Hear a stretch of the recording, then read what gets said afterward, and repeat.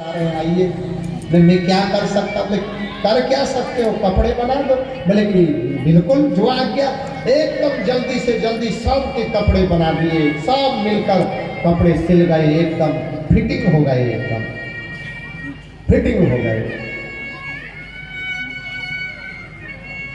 अब कपड़े तो सुंदर हो गए और ब्रिजवासी होकर माथे में पूरा चंदन न लगे, पीला पीला चंदन, घिसा हुआ चंदन, सफेद चंदन, पीला चंदन न लगे तो फिर हम ब्रिजवासी किस बात के।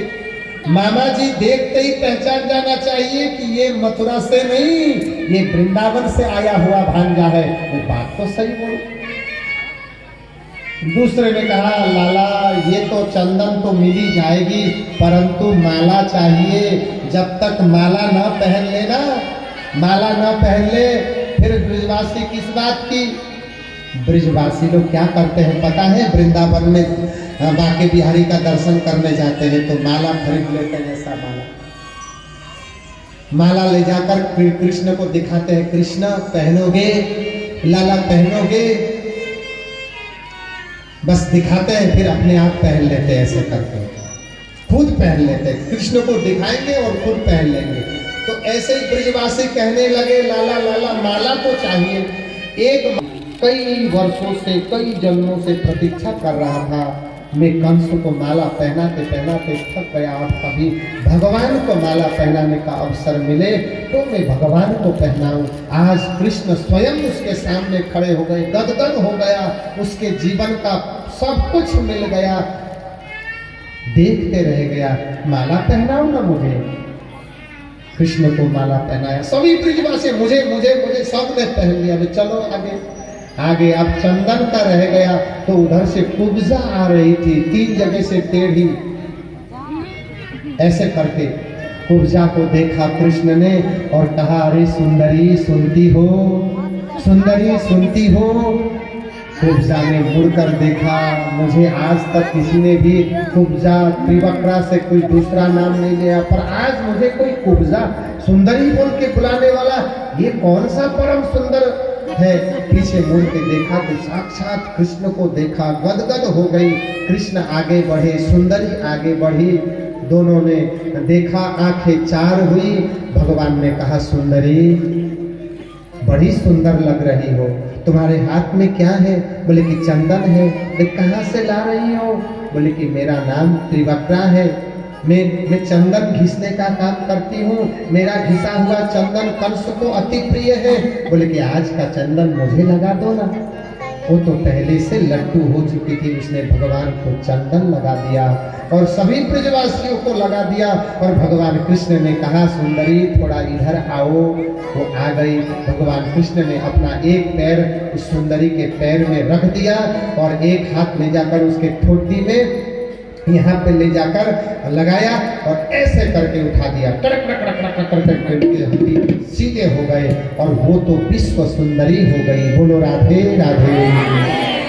उसने परिणय निवेदन किया। भगवान ने कहा, अभी नहीं, हम आते हैं, बाद में तुम्हें दर्शन देंगे। वहां से आगे बढ़ते हैं। इसके बाद में सुखदेव जी कहते हैं, राजन रक्षक उस धनुष का रक्षा कर रहे थे। भगवान जाते हैं, भगवान को देखकर जितने भी उस धनुष को रक्षा करने के लिए वहां बैठे थे, खड़े थे, भगवान को देखकर मोहित हो गए। इतना सुंदर बालक तो आज तक अपने जीवन में हमने देखा ही नहीं। बोले कि कौन है। बोले कि मेरा नाम कृष्ण है। लेकिन यहाँ क्यों आए।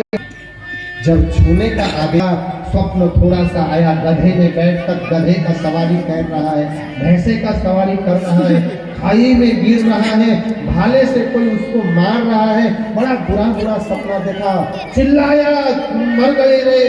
हस्ती प्राप्ति ने कहा, कुछ नहीं हुआ है, चिंता करने की कोई फर्क। दूसरे दिन सुबह हुआ, कंधूल गेट में उसने कुबलया पीड़ नामक मदमस्त हस्ती को शराब पिलाकर गेट में खड़ा कर दिया। बोले कृष्ण आएगा, माउंट उसको कोड़ा मारेगा और हाथी, पागल हाथी कृष्ण को कुचल कर मार देगा। योजना बनाई। दूसरे दिन ऐसे ही योजना के साथ में कृष्ण भी आए, हाथी भी रेडी। एकदम पागल हाथी को कृष्ण को देखते ही उसको पीट दिया गया। पीटते ही हाथी पागल था, कृष्ण को मारने के लिए आगे बढ़ा, कुचलना चाहता है। कृष्ण इधर उधर होते हैं, भागते हैं, घूमते घूमते आकर पीछे से आकर सूंड पकड़ लिया और कृष्ण ने उस हाथी को ऐसे घुमाया जैसे छोटा बच्चा बड़ा आदमी छोटे बच्चे को लेकर घुमाता नहीं है, ऐसे ही कृष्ण ने उस छोटे से बच्चे को घुमाकर नीचे पटक दिया। प्राण पखेरु उड़ गए, दांत तोड़ लिया और उसमें जितने भी थे सबको मार गिराया। और आगे प्रवेश करते हैं रंगमंच में। मल्ला नाम समेत नाम नरवरस त्रिनाश परम मूर्तिमान। जो जिस दृष्टि से भगवान को देखा है, भगवान उसको उसी दृष्टि से दिखाई दिए हैं। चाणूर आया, मुष्टिक आया, बोले कि मुझसे युद्ध करना है तुम्हें। भगवान ने कहा अरे तुम्हारा कहाँ शरीर, माँ का दूध नहीं पिया है तो चले जाओ।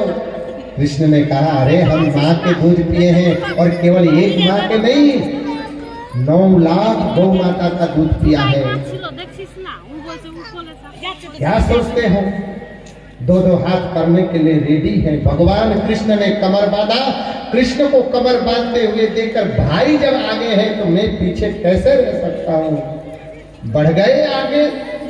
दाऊ दादा भी, मुष्टिक और चाणू, कृष्ण और बलराम, युद्ध होने लगा, मल्ल युद्ध होने लगा। एक दूसरे को पछाड़ा और घुमाया और पटक दिया। मृत्यु को प्राप्त हुआ। जब कन्हैया ने पटका मेरा भाई कर सकता है, मैं क्यों नहीं कर सकता। देख तो सब एक एक करके आए, सास को मार डालो, नंद बाबा को मार डालो, जितने भी कृष्ण के साथ आए सबको मार डालो। भगवान ने कहा मार डालो। वहां सीधे कंस के पास पहुंच गए, सीधे कंस के पास पहुंच गए और कहने लगा मामा जी उस दिन याद कर लो जिस दिन तुमने मेरी माँ का केस पकड़ के अस्त्र निकाल कर मेरी माँ को मारने के लिए तत्पर हुए थे।